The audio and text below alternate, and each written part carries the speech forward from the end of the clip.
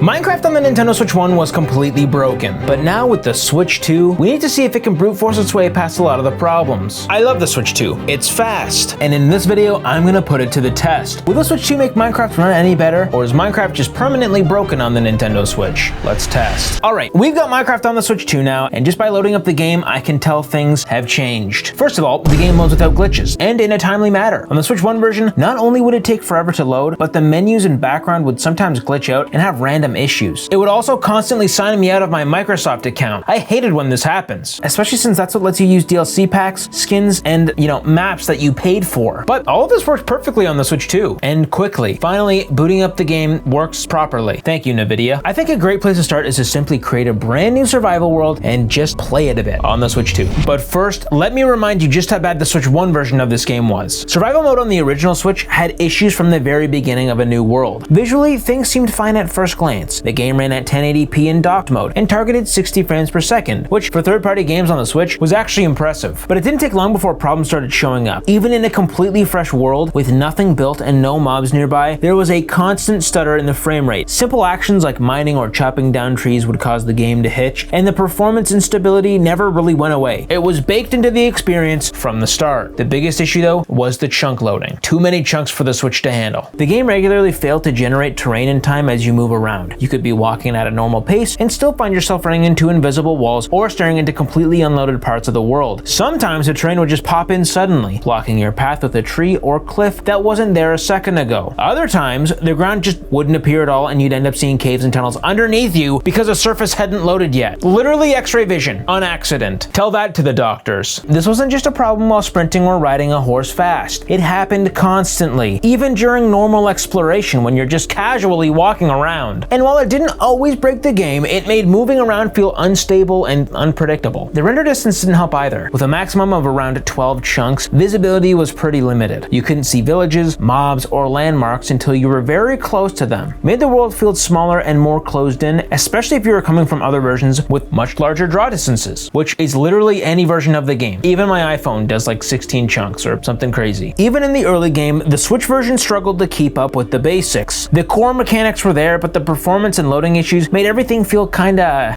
bad.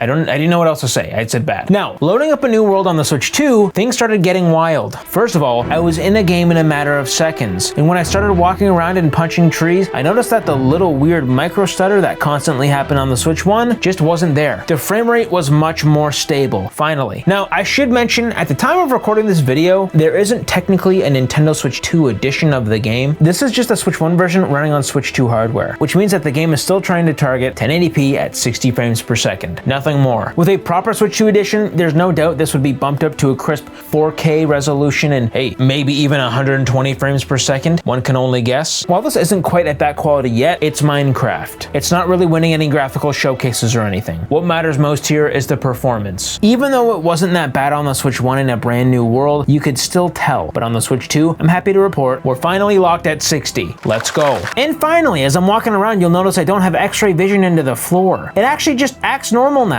The terrain is spawning in properly as you explore, and throughout the entire playthrough, I didn't have one single issue with world generation, which was a constant headache on Switch 1, as we discussed. Now, once again, because this is technically still a Switch 1 edition, the render distance is still capped at 12 chunks. But now that the rest of the terrain is loading incorrectly, it doesn't feel as bad. Yes, it's pretty low, but I mean, it is what it is. At least it's playable. Overall, the basic gameplay is finally smoothed out on this new system. It's actually functioning as intended, for the most part. I'll get back to that. It's no longer suffering from major technical problems that ruin the experience and make it borderline unplayable. Just the fact that it's stable now makes this an actually good version of the game handheld. However, you probably heard me say for the most part, and that's because Minecraft on Switch 2 isn't without its bugs. One thing I noticed was that some textures, specifically when mining, just kinda glitch in and out sometimes. It's not all the time, but it happens with trees and rocks here and there. Not a huge deal. I'm sure this will get patched at some point. A more noticeable bug happened when I was just mining in a cave, and after destroying a block, the game just randomly flickered to a black screen for a frame or two. It was so sudden, and it didn't even happen constantly. It's just randomly in spots. During regular gameplay, that was really the biggest issue I saw, and I'm sure it'll get patched in time, once again. But here's the thing. While this is still playable in the early game, the Nintendo Switch 1 really struggled in late game survival worlds. So now I think it's time. I think we're ready. We're gonna go to the village. That's right, we're going to the village, baby. Oh, you don't know what the village is? Well, how about I explain it? It's my ultimate survival world that took me months to mine, then craft. It's a village so big that the Switch 1 version had so many problems with it. It made the Switch 1 literally unplayable. They said it couldn't happen, but I made it. I like these Vandy Club mugs. You might be wondering why it destroyed my Switch 1. Well, let me introduce you to everything that made my Switch 1 absolutely tweak to the moon. First of all, I had a massive villager apartment where villagers would breed, sleep, repeat. This place was filled, every bed taken, and I'm pretty sure some of them were sharing based on the amount of babies I've seen running around. Second of all, just to the right of the village, we had another breed simulator, the ultimate farm palace. Every animal you could imagine and a ton of them. And finally, literally everything else. A mansion, a crop farm, a mob spawner. All of this combined turned my Switch 1 into a brick. Or at least as useful as one. The game chugged at maybe 15 frames per second constantly. Structures would fail to load in. Terrain would spawn after you walked on it. And there were loading screens just to get into menus, like your own inventory or when trading with a villager. Even the sound effects were heavily delayed. You'd hit a cow and it would move seconds later. And apparently that's not normal. So needless to say, on the Switch 1, it was playable, but only if you weren't ambitious with your world. You couldn't have sprawling villages like your boy. So that being said, does The Village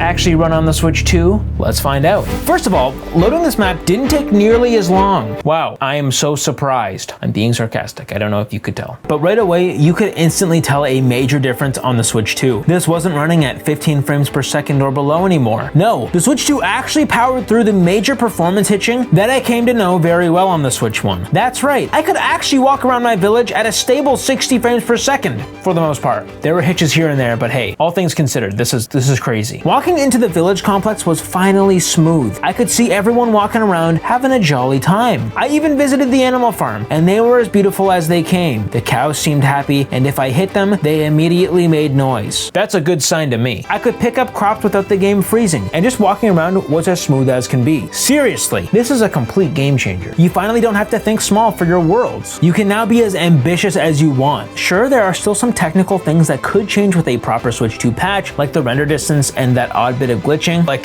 for some reason when I was at the village, every mob would just disappear for a frame or two. I don't know why. Still though, at this point, Minecraft survival mode on Switch is finally how it's supposed to be. I also accidentally killed myself in lava. I got distracted, I looked away for 1 second, and I'm devastated. My sweet diamond axe was disintegrated. I really beefed that one up too. It had mending on it. I was happy. Now, this version of the game did still have some broken aspects to it, and we're still going to discuss them. But first, I need to just mention that loading menus and changing your skin actually isn't wanting to make me pull my hair out of my head. It's actually fast. I can change my character and not get bored while doing it. Just saying. I didn't even realize how bad it was until I played the Switch 2 version. Anyways, I think we know what's next. Let's go to creative mode. We love to create. Create or be created, as they say. Cheers.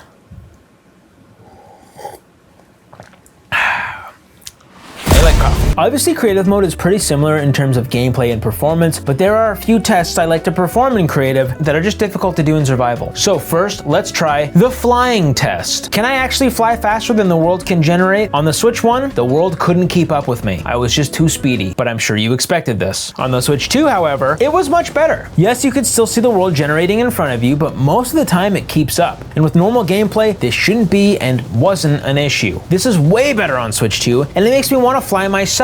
Like this.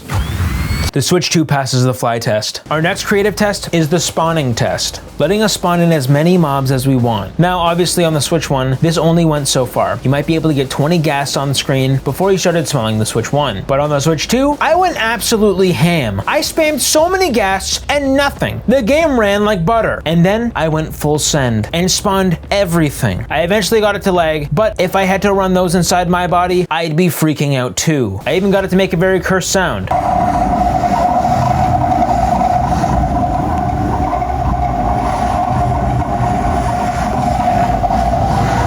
It held up better than I thought. Show me a system that can run this. Anyways, the Switch 2 passes this test. But of course, the next test, the Test of Legends TNT test. I placed so much TNT, I forgot to check the mail in time. I don't understand what that means. I just thought it'd be funny to say. Anyways, I was left with this. A mountain of TNT. It was epic. If I lit this on Switch 1, the game would probably crash. And on the Switch 2, let's test.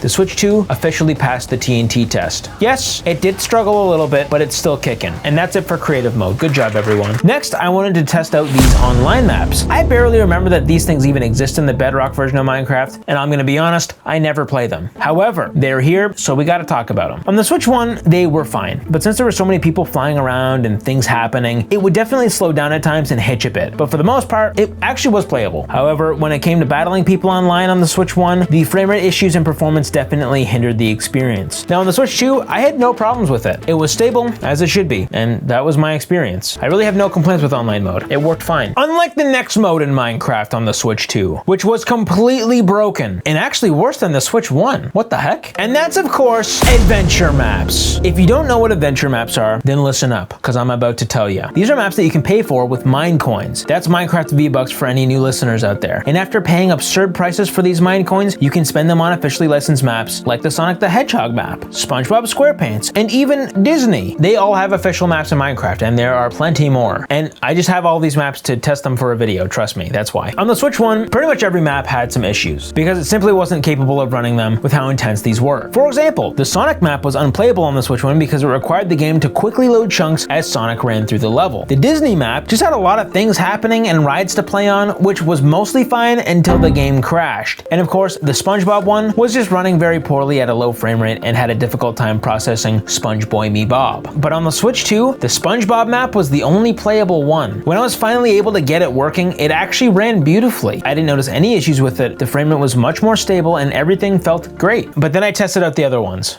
and well, it's a mess. Let's take a look at the Sonic map, because this was by far the worst on the Switch 1. This time, it didn't have the chunk loading issues like before. That's good, but it had something much worse. Nothing. That's right, when I eventually got it to load, which it refused to do a few times, it just loaded Sonic into a completely flat world, and I couldn't do a thing. It was just completely broken. I restarted the game several times, and it just didn't work. So for now, this map is broken on the Switch 2. But we aren't done yet. I also tested out the Minecraft movie map, for the memes, I guess. Yeah, the Switch 1 just couldn't handle it. It has these mini games in it, like a zombies mode where you fight against mobs, and there was also an Elytra mini game where you just fly through these courses, just like in the movie. After finally loading it up on the Switch 2 though, well, things got a little weird. I would spawn randomly on top of this arcade machine and only be able to fall to my death over and over and over again. It was tragic. Even after trying to boot up a minigame within the map, it just didn't work. I once again tried to close and open the game, tried several forms of rebooting with no luck. It's just kind of sad to see how these maps that people paid for don't even work right now. And to be honest, I have no idea why. And I just want to reiterate, everything I've tested so far has been within the first month of the console even being out. So there are a handful of games that clearly need some software updates, and Minecraft is one of them. Like another goofy glitch is that I was playing in handheld, and when I docked it, it just stayed in 720p or lower. The menus were small, and it was just kind of weird. I don't know why it's so low resolution here, but I guarantee that if I come back to this version in like a year from now, this wouldn't be a problem. In fact, hopefully by then, they'll have a full-blown Switch 2 edition of the game, which actually brings me to my next point. What could they add? Well, obviously it'd be nice to see a higher 4K resolution, but I think the big thing would be to add mouse controls. We all know mouse controls, and we love them. Maybe. I hope you do, because I think they're pretty good. Think about the precision you can have when placing blocks, fighting enemies, and literally just by looking around. It would be amazing. There aren't even that many games right now that use the mouse feature as a mechanic, but from what I've used so far, like in Fortnite, it really is a game changer, especially for games like Minecraft that are so well known for their PC presence. But there's a mouse mode yet. Someone better get the cheese out, you know?